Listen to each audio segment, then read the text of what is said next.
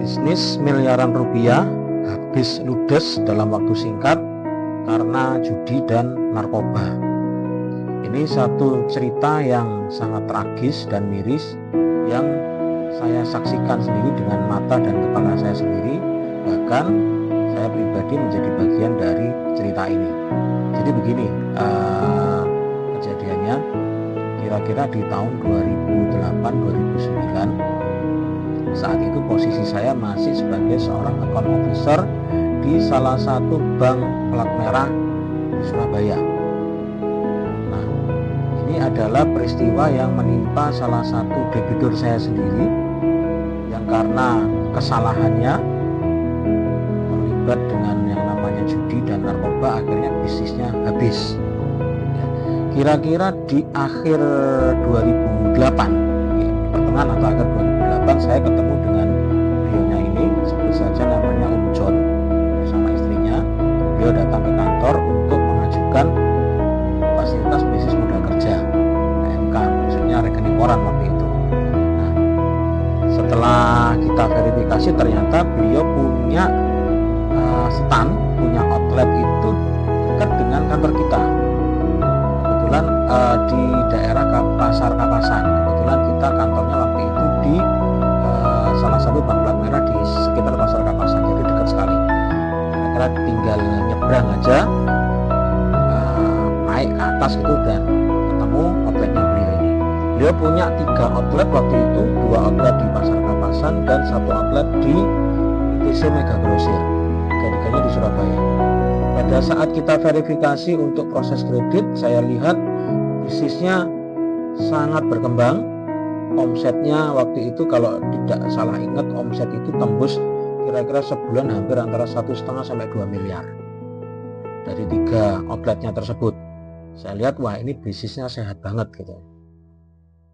Omsetnya kira-kira 1,5 sampai 2 M per bulan.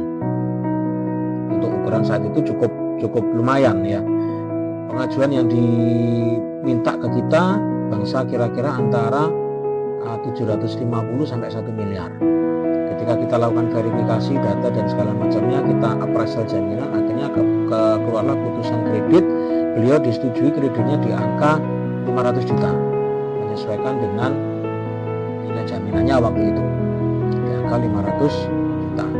Nah, seiring berjalannya waktu, dari usahanya beliau lancar dan pembayarannya saat itu tidak pernah ada kendala. Baru ketika menginjak tahun 2010 ya, kira-kira di tahun 2010 itu tiba-tiba terjadi gagal bayar. Tiba-tiba terjadi gagal bayar yang sebelumnya tidak pernah kejadian. Pas waktu tanggalnya jatuh tempo bayar bunga, ternyata tidak ada duitnya di rekening. Kita coba lakukan kontak dan segala macamnya, bla bla bla bla bla.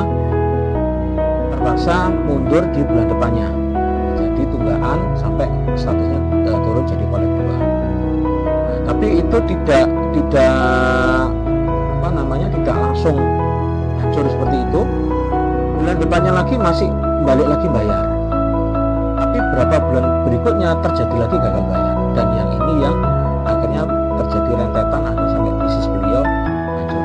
Ketika terjadi gagal bayar yang kedua ini, karena sudah pernah terjadi gagal bayar walaupun balik lagi, setelah beberapa bulan lagi terjadi gagal bayar lagi, kita segera turun ke lapangan untuk melakukan investigasi apa yang terjadi dengan bisnis orang ini, dengan bisnisnya Om John ini. Kita lakukan investigasi, penelusuran, kita datangi outletnya, kita tanya, wawancara satu-satu ininya, pemiliknya, dan ternyata pada saat kita investigasi kita tidak pernah ketemu lagi sama si debitur, sama si Om John ini. Susah sekali untuk ditemui. Setiap kali kita ke sana cuman ketemu dengan istrinya, dengan wajah yang tegang banget, dengan wajah yang cemas seperti orang ketakutan. Ada apa ini bisnis orang ini? Kita telusuri sana sini, akhirnya ketahuan bahwa 2 outlet dari 3 outlet yang dia miliki yang di Pasar Kapasan itu ternyata sudah tutup. Tinggal 1 outlet yang di ITC Mega Grosir. Dan dari berbagai sumber yang kita gali, kita tahu bahwa ternyata si Om Jonnya sendiri sudah tidak berada di Surabaya, sudah ngabur lah, entah kemana, katanya sih ke Sumbawa atau kemana ya, sudah kita nggak bisa ngelacak. Kita cuman bisa berhubungan sama istri beliau yang menjalankan bisnisnya yang ada di Pasar Katasan. Akhirnya kita korek, kita kita mintai keterangan, ngakulah akhirnya si istrinya Om Jon ini bahwa sebenarnya bisnisnya saat itu sedang mengalami kesulitan, turun. Dan beberapa kali ketika kita ke tempat beliau itu selalu ada antrian, dan bukan antrian orang beli seperti waktu awal kita verifikasi untuk proses kredit. Antriannya adalah antrian debt collector yang nagih sambil marah-marah. Wah, ini menarik ini. Ada apa kok banyak antrian debt collector di sini? Ternyata si Om Jon ini terlibat utang bukan cuma di tempat kita, tapi juga terlibat utang di beberapa pihak. Ada kartu kredit lah, ada KTA lah, ada bahkan dari pendana, ada dari rentenir dan macam-macam. Si istri masih menutupi saat itu kejadiannya seperti apa sih. Tapi kita korek kan kanan kiri kan bahwa kita tahu akhirnya si Om Jon ini adalah pelaku judi. Dia punya kebiasaan jelek judi. Dan yang terakhir sempat ketangkep narkoba, tapi akhirnya bisa lepas lah dengan berbagai usaha, bisa lepas lah. Nah, ternyata duit untuk putaran bisnis itu habis di situ, untuk judi dan untuk narkoba dan untuk bayar-bayar dan segala macamnya. Seperti itu. Singkat cerita, karena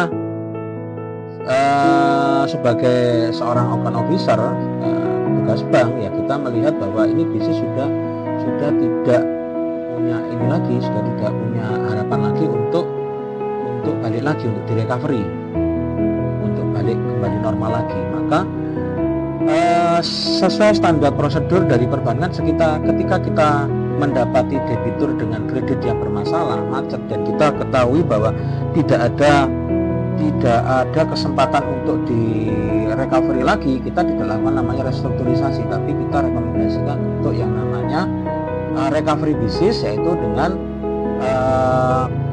penjualan dari aset jaminan, bisa melalui penjualan sendiri, ya, penjualan oleh bank, penjualan sendiri oleh si pihak debitur, namanya parata eksekusi, atau melalui lelang.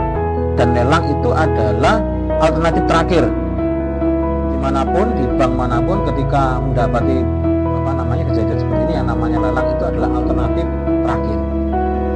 Saya masih melihat si istrinya masih cukup kooperatif dan mau untuk bertanggung jawab atas kredit yang selama ini dijalankan. Tapi kasihan banget waktu itu, bisnisnya hancur, outletnya tutup, dan akhirnya terpaksa kita jalankan proses untuk eksekusi, walaupun tidak terjadi lelang akhirnya, karena si istri ini masih kooperatif. Kita juga bantuin bagaimana untuk menjual asetnya. Akhirnya aset itu bisa terjual di angka yang lumayan tinggi, sehingga dia bisa nutupi pokok utangnya, sisa pokok utang yang masih harus dibayar. Kira-kira masih ada 450-an juta sekian yang dibayar waktu itu, dan masih ada saving kira-kira dari penjualan aset itu ada 300-an, karena asetnya terjual lebih mahal ternyata dari appraisal kita di awal. Nah, pelajaran yang bisa kita ambil dari peristiwa ini, ketika kita berusaha, berbisnis atau bekerja, jauhilah yang namanya judi dan narkoba. Apapun itu yang menjadi larangan negara, itu akan sangat merusak untuk kita, apalagi bisnis kita ketika kita sebagai seorang pebisnis atau wirausaha. Dan untuk teman-teman yang mempunyai cerita atau case atau masalah tentang bisnis yang bermasalah atau kredit yang bermasalah di perbankan, boleh sharing, atau kalau mau konsultasi untuk mungkin ada asetnya yang mau dilelang bank, atau ada bisnis yang bermasalah, kreditnya yang bermasalah, silakan komen, silakan atau DM juga boleh, kita akan coba bantu jawab. Demikian, semoga bermanfaat. Terima kasih.